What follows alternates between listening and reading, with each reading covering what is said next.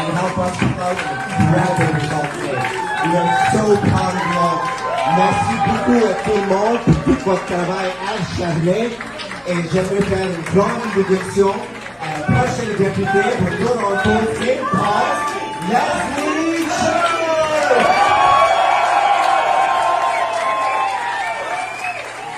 Everyone has an opinion about Canadian federal politics. Oh, yeah.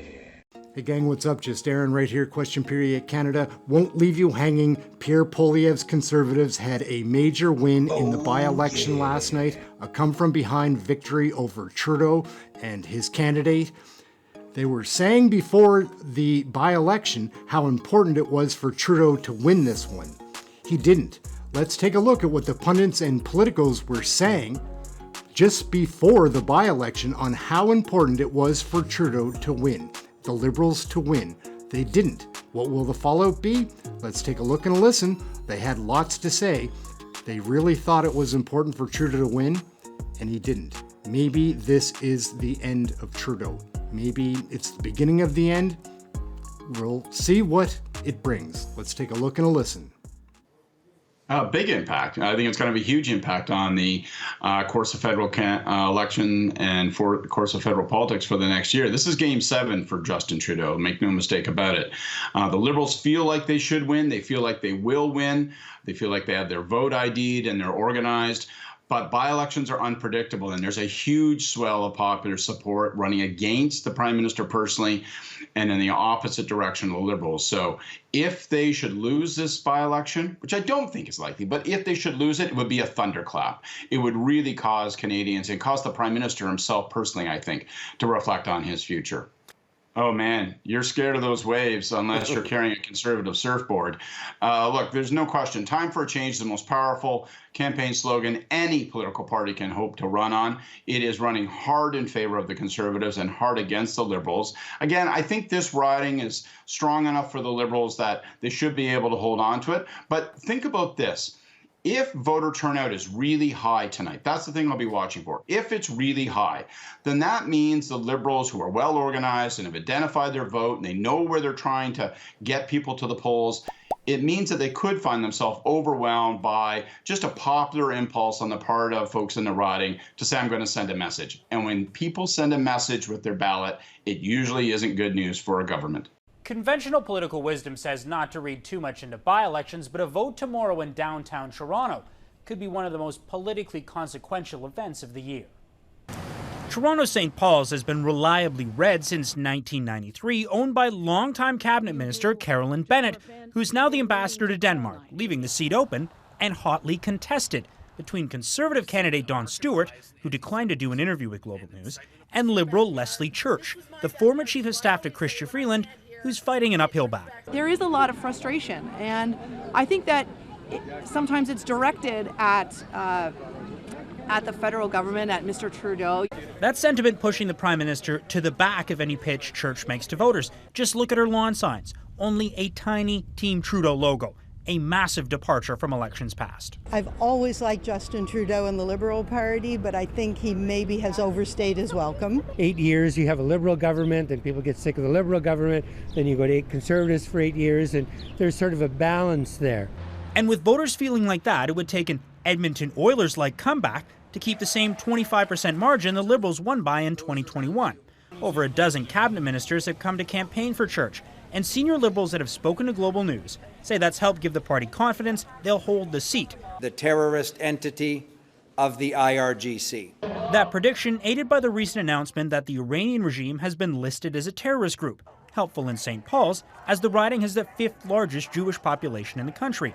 But more traditional pocketbook issues are still top of mind. We have about 60% of the households here are renters, which is high even for Toronto. And the cost of rent, the cost of housing is the number one thing that you hear here across the riding.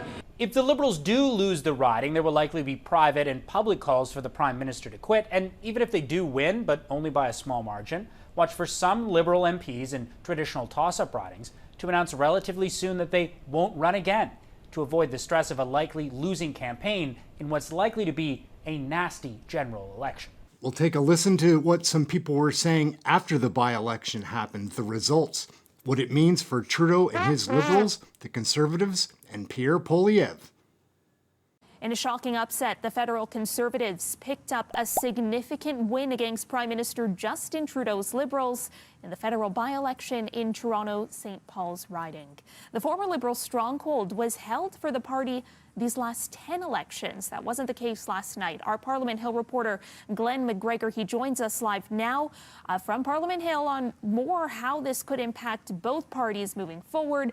Good morning, Glenn. Thanks so much for being here. Hi there, Karen. So, Glenn, you know, the Conservatives have just taken a very coveted Liberal seat. I'm curious, does this put the whole of the GTA in the hands for the Tories? Effectively, it puts the entire country in play for the Conservatives. I mean, if there's any place the Liberals would expect to have a guaranteed win, it would be in downtown Toronto. That is the key to their electoral success in every election since 2015. I mean, to win the next election, the Liberals have to win seats sort of in the greater GTA, stretching out into the 905, in Brampton, in Bramalea, in Etobicoke. The idea that they could lose a seat right in the heart of downtown completely shocked everyone, and I think it even shocked the Conservatives. In fact, the Conservative candidate who won last night, Don Stewart, he addressed his campaign supporters last night at around 11:30. At that point, he was trailing by somewhere between 500 and 700 votes, was bouncing around as more poll results came in. And it wasn't quite a concession speech, but it was close to it. But he did say, let's, you know, the night is still young, even though it wasn't really that young, looking ahead to more ballots and more poll results coming in. So real shock here this morning. And of course, the question everybody is asking is, what does this mean for Justin Trudeau's leadership? A lot of folks saw this as kind of a referendum, this vote on as a referendum on Trudeau's leadership. And until now, we hadn't had Liberal MPs speaking out publicly calling for a change of leadership or review of leadership. I think that might start to change now. I think you might hear some voices of people who are actually in Parliament, Liberals, saying, okay, this result was a real shock to us. This is voters sending us a message that it's time for a change, either in policy or in leadership, and we're going to have to do this because an election is coming not that far off yet. I mean, at the latest, fall of 2025. And so Liberals have to start getting ready for that. If they're going to make a change in leadership, they have to do it quickly. What do you expect the messaging will be from Liberals today? I imagine this is an embarrassment to have a loss in Fortress Toronto. Yeah, it's a huge embarrassment for the Prime Minister, and we could possibly hear from him later today. He has an event in British Columbia slated for around 1 p.m. Eastern time.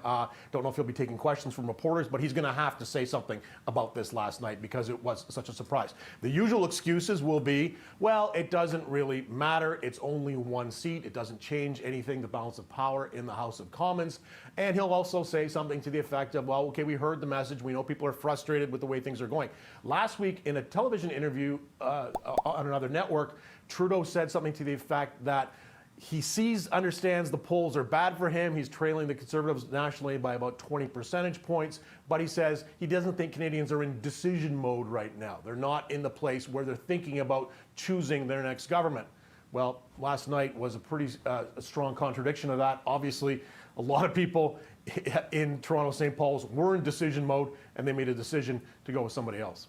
Now, the ballot in Toronto St. Paul's, it had over 80 candidates on it. It was about a meter long. How did that factor possibly into the outcome? It's quite stunning when you see the pictures.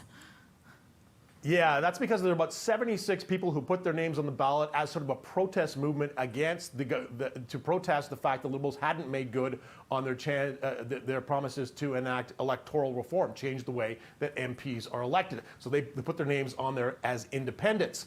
Now, collectively, the independent candidates got about 2.4% of the votes that were cast last night in the riding.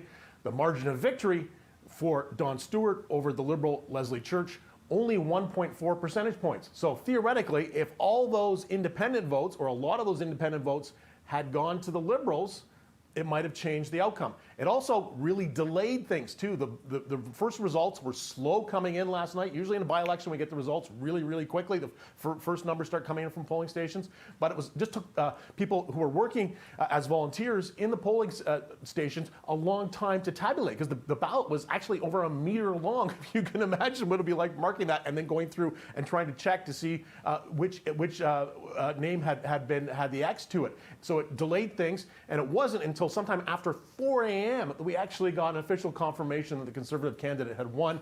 I think probably Election Canada may have to look at how they handle this kind of thing in the future. And certainly, our colleagues, our journalist colleagues and people at City TV who were up watching those results into the wee hours of the morning would have appreciated a quicker outcome than they got last night.